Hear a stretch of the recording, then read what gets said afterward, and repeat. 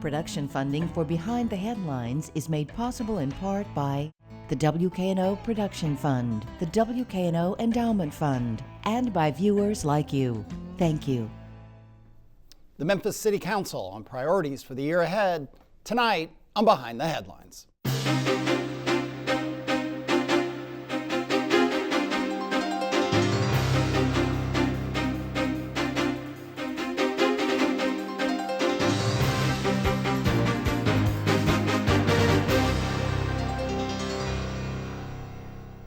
I'm Eric Barnes with the Daily Memphian. Thanks for joining us. I am joined tonight by the new chair of the Memphis City Council, Ford Canale. Thanks for being here. Thanks for having me. We also have the outgoing chair of the Memphis City Council, J.B. Smiley. Thanks for being here again. I'm happy to be here. Absolutely. And I should note you're still on the City Council. It's just the tradition of a one-year term. So you went from vice chair to chair, and you remain on the council for Absolutely. now. Let me also welcome Bill Dries with the Daily Memphian.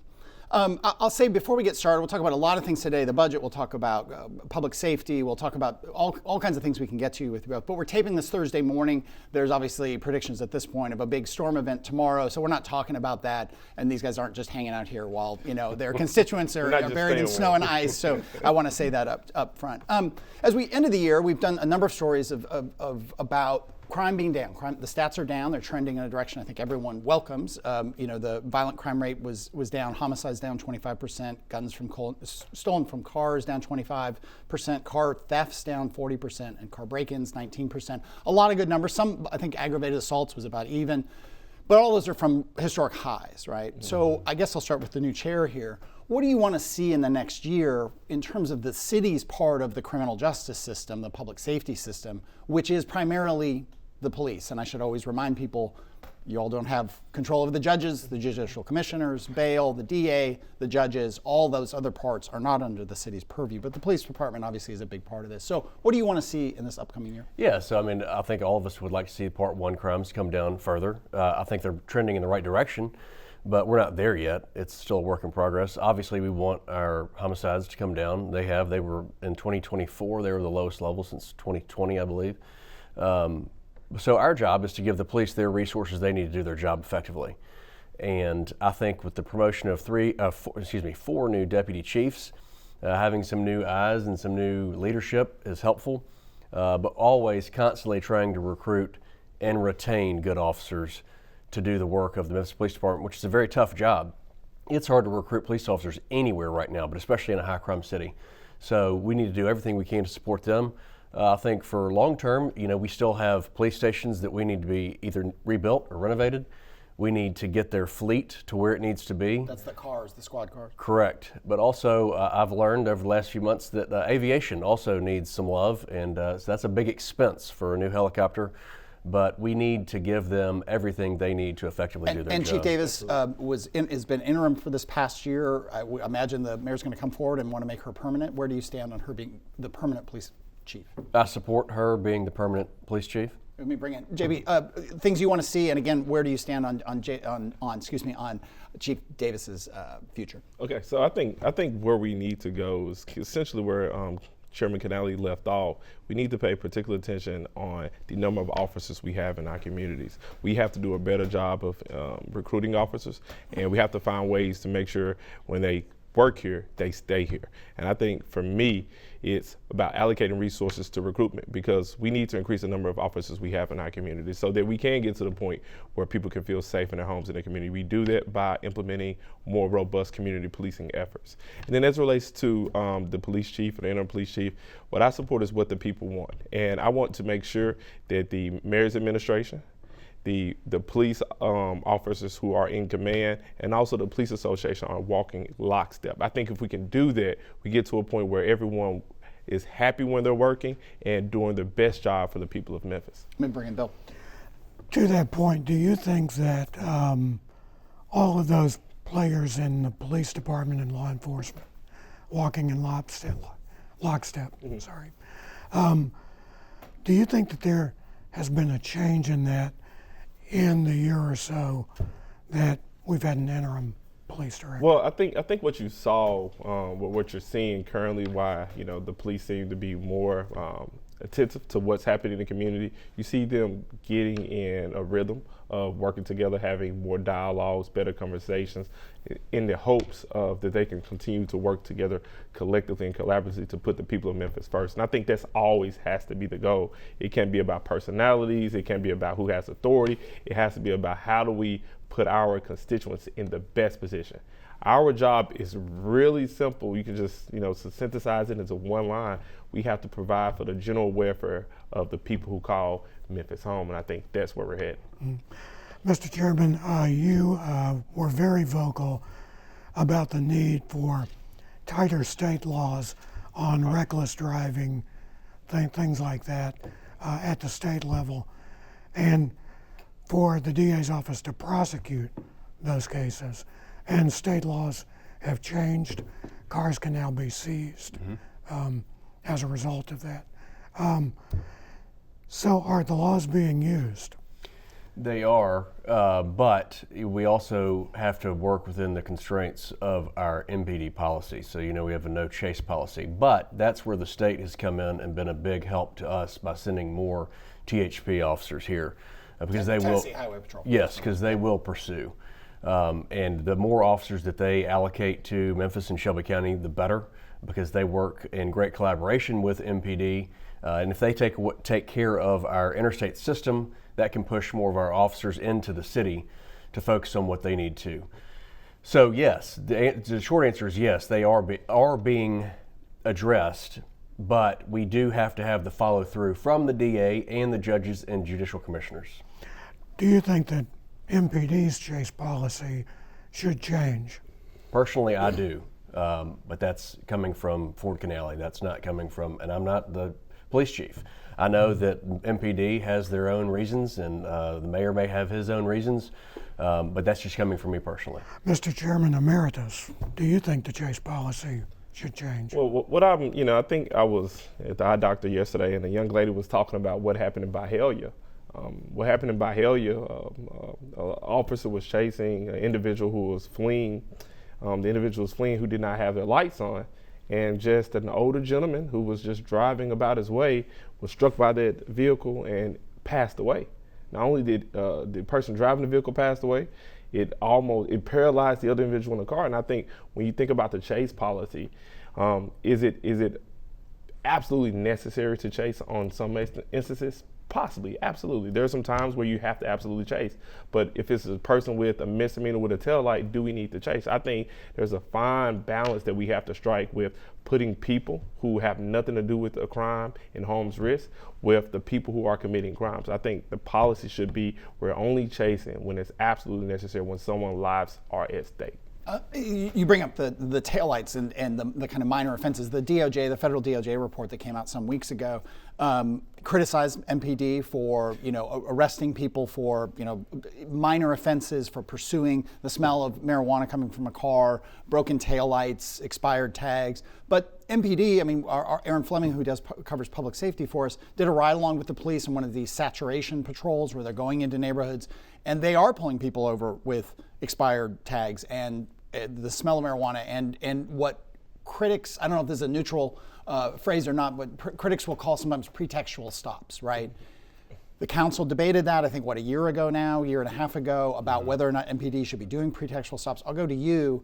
Do you want to see more of those sort of arrests and pursuit of minor offenses? It doesn't take much to drive around the city and see many, many tags that are expired, that are maybe even suspect, all kinds of things like that. Should MPD be pursuing those offenses? Absolutely. If it's a law, the law is the law. And if you're not going to enforce it, then why have it, So I'm not sure that needs to be their primary focus because we have a lot of other issues we have to deal with. But we know that we have an issue with fake tags, expired tags, and a lot of those are stolen vehicles. And that helps recover some of those vehicles by pulling those cars over. When it comes to the chase, going back to the chase, I agree with Chair Smiley that, you certainly don't want to put anybody's life on the line or in harm's way. And you have to make a critical decision. But sometimes you can find some people that have done other nefarious acts and those people that are drag racing across the city and get them off the street. Did the DOJ report, before I go back to Smiley, did the DOJ report give you pause on any of these things in terms of these, enforcing things like expired tags and so on? Look, I agree with the mayor. We are going to learn from it, and we're going to do the best we can to make MPD the best and follow our policies and procedures. But what I will say is if you send the DOJ into any city, any major police department, I promise you, you're going to find some. Yeah, JB Smith, again, this notion of pretextual stops and minor offenses, and again, that in light of the DOJ report. So for me, I don't look at it in terms of what the issues are nationally. I look at it with a very 901 specific focus. And our issues are not the issues of Detroit, are not the issues of Chicago or Los Angeles. Ours are Memphis-specific issues. We have an issue with counterfeit tags. So if we know that there are counterfeit tags, we know there's people making counterfeit tags, I'm okay with the police department seeking people who are producing those counterfeit tags or driving around with those counterfeit tags because we have to address that particular issue. But if it's a taillight out, I know what it's like not having much money. I went to law school with no money in my pockets and times when my taillights were out. I don't want to be pulled out. I was just trying to go to school. So I understand that there's very nuanced issues. So I can't say this is the time you should enforce the law, this is the time you shouldn't enforce the law. What I would like to see is officers use their discretion. They know when they talk to you, they can ultimately determine if someone is about carrying out the business. One more public safety thing from me, and I'll go back to Bill, who may have more than that. But the cameras and the plan that the mayor and I think you all approved, this huge amount of cameras are going to go out there. You support? Are you worried about privacy? Are you worried about any of that stuff? Okay.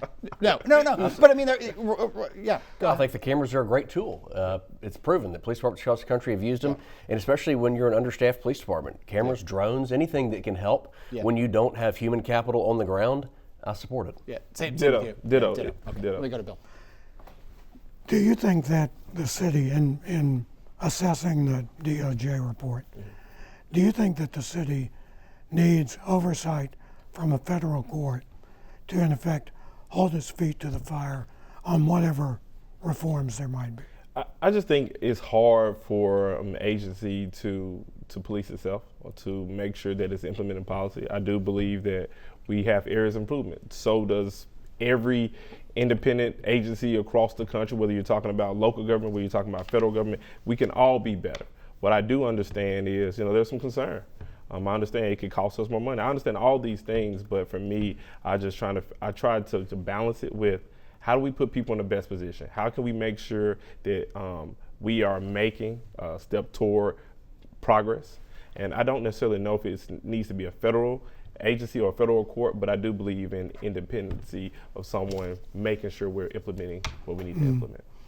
Can the city police itself? Yes. No one knows 901 like we do, and you would never convince me otherwise. Now, we're not dismissing or taking it lightly, and we know that we have some changes and some cleanup to be made, and we will do that.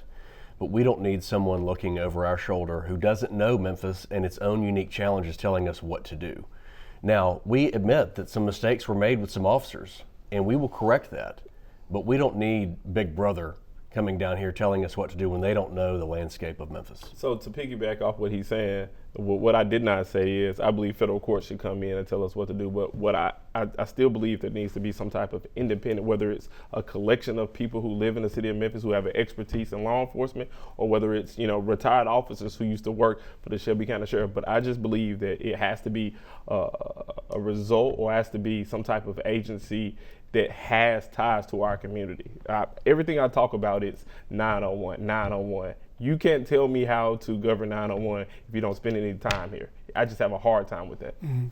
On the subject of federal court approval, one of the referendums that voters approved in November dealt with restoring runoff elections for city elections. Will that have to go before a federal judge? Well, I've had this conversation with people who opine about what the council should be doing as it relates to the runoff provision. What I do expect in the near future is the council filing something to just see what the judge says. I think it was a federal decree that put us in this position. I think it has to be a federal decision to restore the will of the people of Memphis. And the referendum that got the most attention, the gun control referendum, the council has now approved an ordinance that includes all of those provisions on the first of 3 votes. So is it going to be all of those provisions, some of them, or some variant? We'll see how it plays out on third reading. But again, that's a trigger law that would only come into effect if the state were to change its position. I don't see that happening in the near future, so we'll see what happens. But it's not that the voters approved all of them so automatically. Well, the voters can't overrule what the state's done. Right. State law will always supersede anything that we do locally with ordinances. Right. But given that, it's not a matter of putting everything that passed Correct. into it. Correct. Those parts and pieces included, I'm going to forget, around permitting, around assault weapons, around what they call red flag laws, those kinds of things. Again, passed through a referendum that you had really pushed as chair, passed overwhelmingly in the city of Memphis. But again, it's up to state law. But you talked before about Big Brother. I mean, the state was not happy about that even going on the ballot. Talked about Cameron Sexton, the very powerful Speaker of the House, State House, said, we could withhold money, we could not work with you. Are you all, and they were just in town this week, Cameron Sexton, the governor, the leader of the state Senate. Have you heard that there's going to be retribution from Memphis for doing this? I'll start with you. No, I don't think they were happy with the way it went down, but ultimately, I think that, they understand that if you look, this is go back to Chair Smiley saying that no one knows Memphis like we do.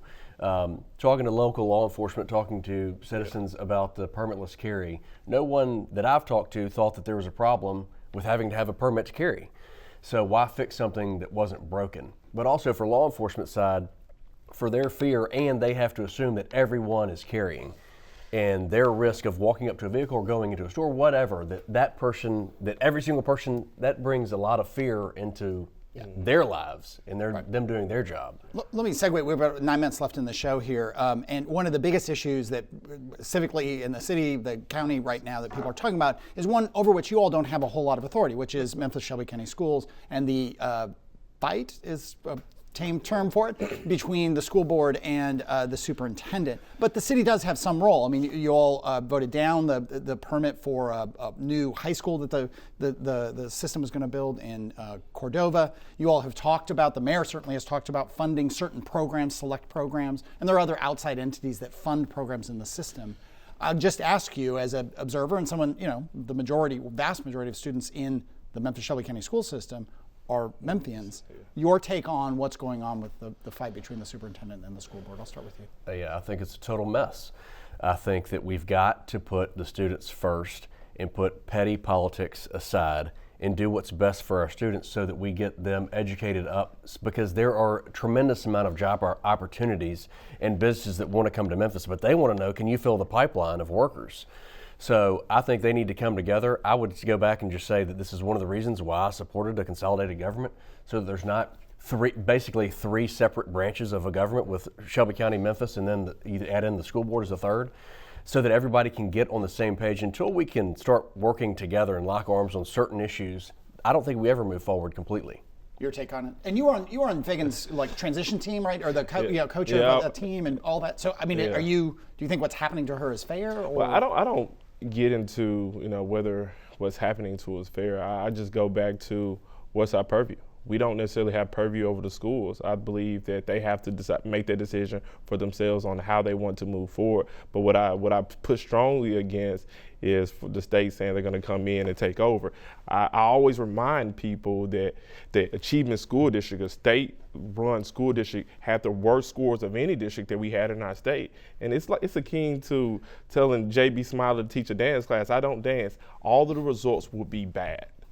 And I should reference, for those who didn't see it, Bill wrote a good story this morning in Daily Memphian about Cameron Sexton and other leaders who are in town talking about being very unhappy with the fight between the superintendent and school board, wanting to come in and talked about a takeover, talked about changing how school boards are appointed. Really briefly, what's your take on the possibility of state intervention in Memphis Shelby County schools? Nobody wants that. Nobody wants a takeover, but they've got to figure it out over there. Okay. Bill. I want to go back to gun control, gun laws, because this past week, you heard from your attorney, Alan Wade, what I thought was an interesting point, and that is that however long the ordinance takes to pass, the council could get involved in people who have guns illegally already. Is that something the council will explore? So for me, I think it's something that we have been exploring. I think Alan alluded to it because he's doing the research to make sure he's giving us the best information so that we can make a decision as a body. But ultimately, I think it comes down to we can pass any law, the state can pass any law, the federal government can pass any law. But when we pass law, the ultimate question for every elected body is, can we enforce the law? And I think once we pass a law or consider passing a law, we have to have a conversation with MPD. We have to have a conversation with the judges to talk about the likelihood of enforcement, because there's no point of passing a law that we can't enforce.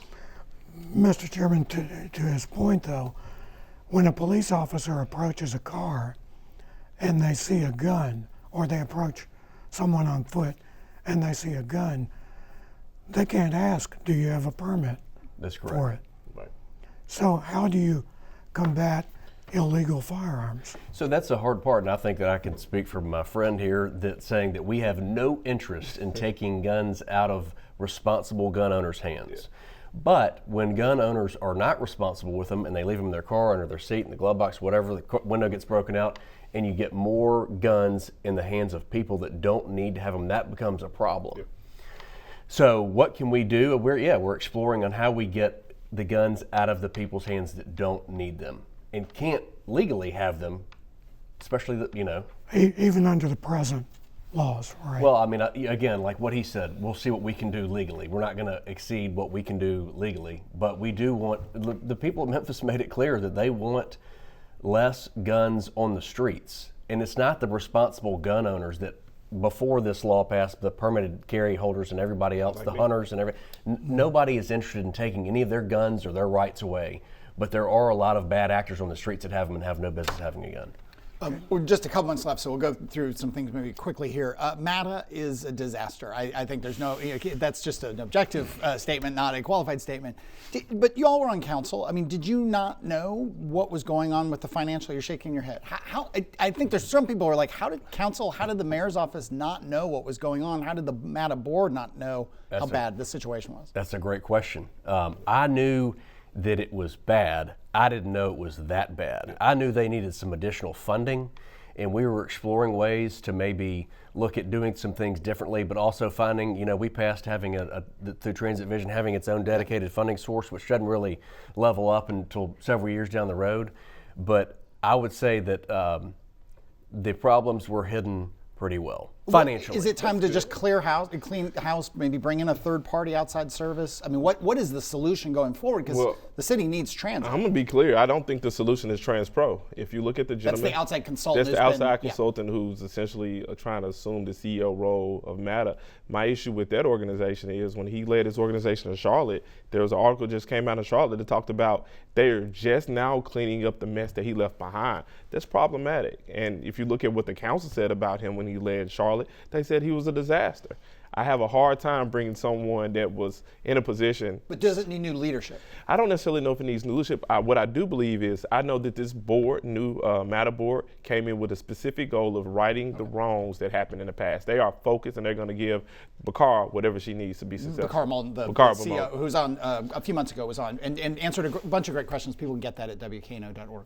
Go ahead, Bill. Should the dedicated source of funding for MATA remain? Yes.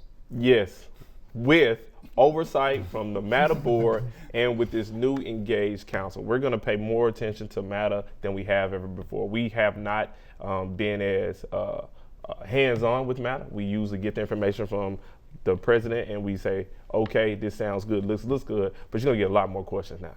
A couple of last questions for both of you. Are you going to give yourself raises? That was also on the ballot. The city council can now give itself raises. Is that a priority for you? I will assure you that I will never give myself a raise while I'm in office. Would you raise the rate for future, because you'll be termed out, would you raise what's the amount that you all make now as city council? $34,000. Does it need to be more, not for yourselves, but for future council members? Well, I would say this. What I do understand is, prior to taking office, I didn't understand the amount of work that is required if you want to be a very good and councilman. You have to go into the communities a lot. You're always on the phone. You're always answering calls. There's never a time in which you're not a council person. What I do believe is that council members should do a study to see what pay the council should be paid going forward. Not necessarily binding this council, but just like the mayor came in, he received a pay increase. I think that's fair. Just like when we looked at some of the mayor's directors and chiefs, how we compete with the private market, but also our sisters municipalities and counties. So I think it's worth looking at, but as far as trying to benefit ourselves, no. Sure. Okay. That is all the time. We didn't get to lots of things. So appreciate you both being here. Appreciate you, Bill. I mentioned Bakara Malden was on the show some months ago. You can go back to WKNO.org and get that. We also recently spoke to DA Steve Mulroy. We had another show with Brent Taylor and London Lamar talking about the upcoming legislative session. And in a couple weeks, we've got Lee Harris and Judge Sugarman from the Juvenile Court coming on. We look forward to seeing you. Thanks very much, and we will see you next week.